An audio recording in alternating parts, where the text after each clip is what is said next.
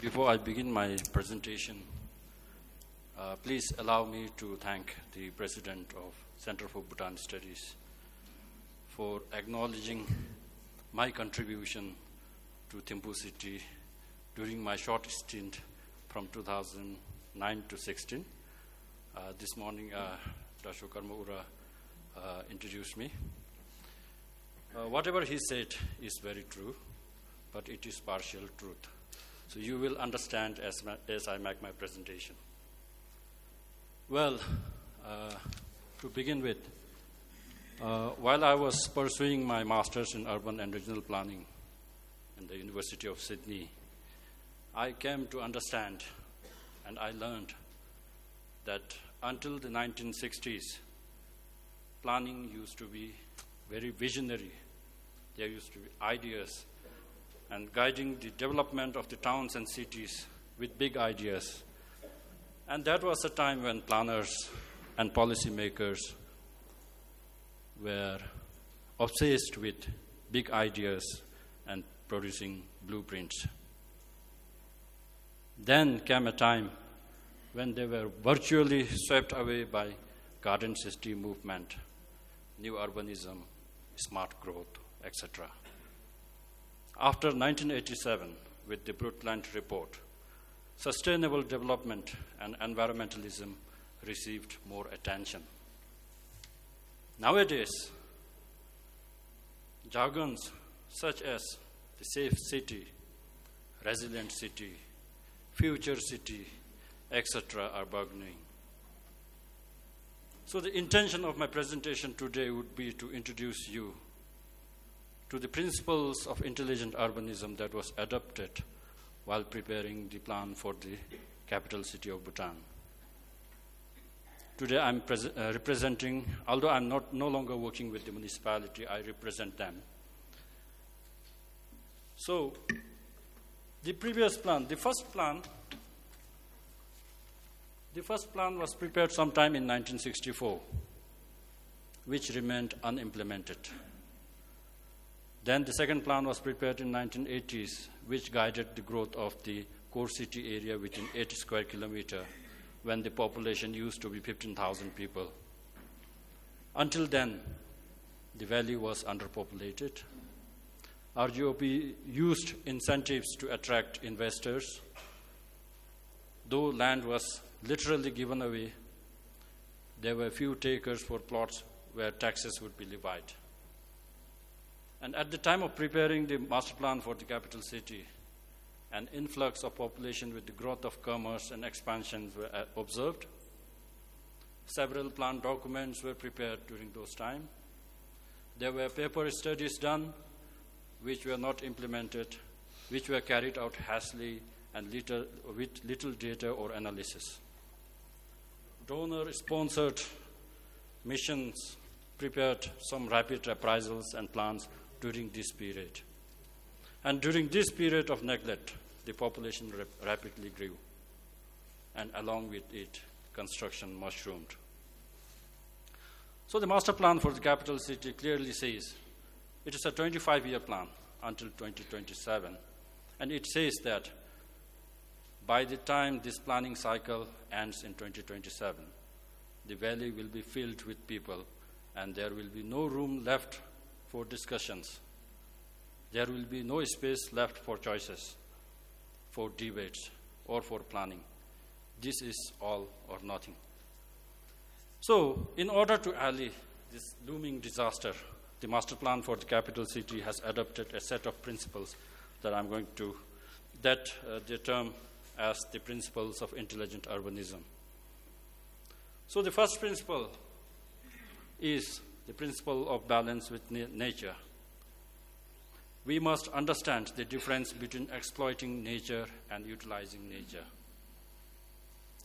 So long as the nature can research each year, so long as the biomass can survive within its own ecological system, so long as the breeding grounds of fauna and avifauna are safe, so long as there is no erosion and tree coverage is maintained, we are only utilizing nature. But there is a fragile line that we cross, when the fauna that cross-fertilizes the flora, that sustains the soil, which supports the hillside, is no longer there. When the soil is washed off faster than it can be replaced, when the river silts up faster than the natural currents can wash it clean, when the river basin widens and we have to resort to artificial building of walls along the edges, then we have destroyed the natural balance. There is this imaginary line, a kind of line that we will cross over, from where we cannot come back. At that point of no return, utilization of natural resources become exploitation. And this is when we are exploiting nature, exploiting our city, and exploiting ourselves. From there on, degradation accelerates. Deforestation, desertification, erosion, floods, and landslides will incessantly increase. Therefore, the first principle of the intelligent urbanism, balance with nature, aggressively protects, conserves the elements of ecology that nurture the environment. The map that you see in the screen is the Ecological Map of Tempo. It enumerates all the flora, fauna, and avifauna, and even riparian vegetation, the slight areas, watershed, forest, and where you find globally endangered birds such as the wood snipe as well. And the picture that you see above it is along the river, which is the main spine of the Tempo city. So the structure plan recognized that 30 meters on either side of the river has to be green. And it has to, there will be jogging tracks and cycle tracks along both sides of the river. It will be often dotted with picnic spots. But do you see them now? I think, however, you will see it in the future because the area has already been reserved. But you will see a trailer just below Chamling Town. That is a trailer. And that should continue on either side of the river in the near future. The area is reserved, but for now to invest in that would be a luxury, I would feel. So the next principle is the principle of balance with nature. So the map you see in the background is the enumeration of all the cultural and religious sites, including traditional villages, mani walls, chetuns, everything has been mapped, and then they are incorporated into the spatial order of urban settings.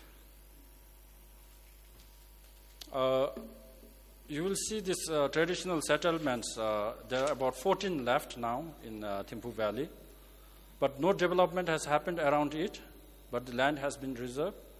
And when we have enough money, I would feel that they will become a beautiful setting and remind us of our rich history and culture. And the third one is conviviality, which talks about creating spaces and domains, not only for individuals, but for households, neighborhoods, communities, and public domain. The map that you see in the background is a local area plan in Lung Tefu. The red circle area that you see is 3-acre land reserved.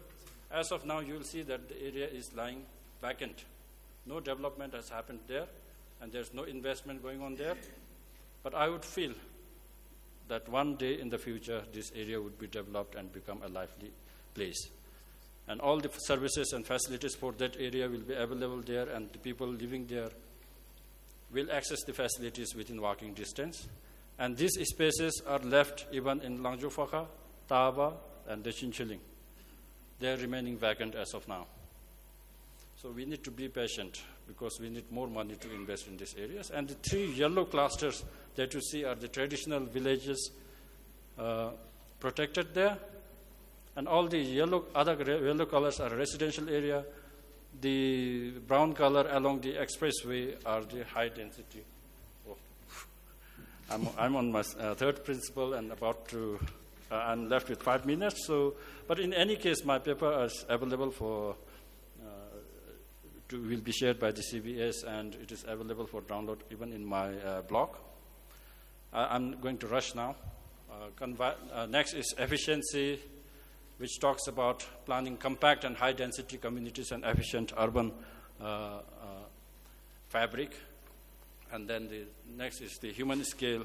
So I was wondering, people may be born equal, but they grow inequitably.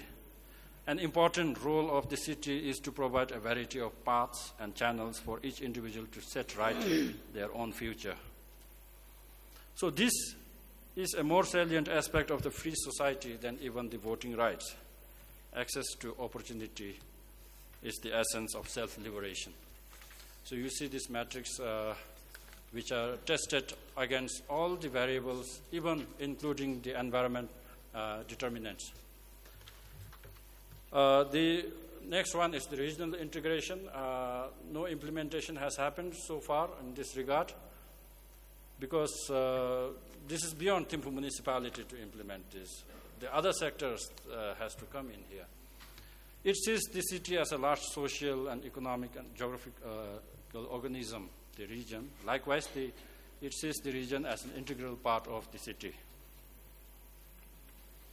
And next is the balanced movement, and then the institutional integrity. In this regard, we have very less number of legislations that give us the teeth to bite.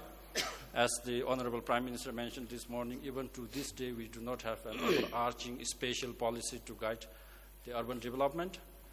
But we are happy to hear from Honorable Prime Minister that the draft Spatial Planning Act would be tabled for deliberation in the next Parliament session.